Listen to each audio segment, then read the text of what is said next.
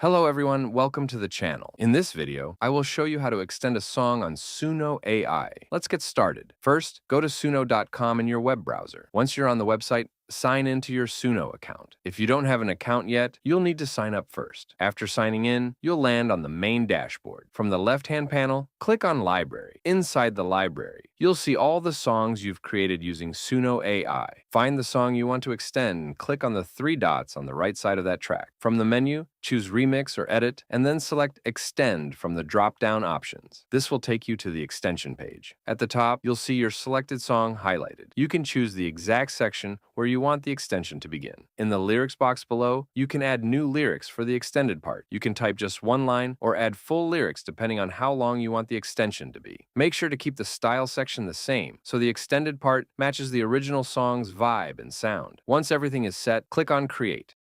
On the right side, you'll see that your extended version is being generated. It may take a few minutes, so just wait for it to finish processing. And that's it. That's exactly how you extend a song on Suno AI. If you found this tutorial helpful, please make sure to like the video and subscribe to our channel for more content like this. Thank you for watching.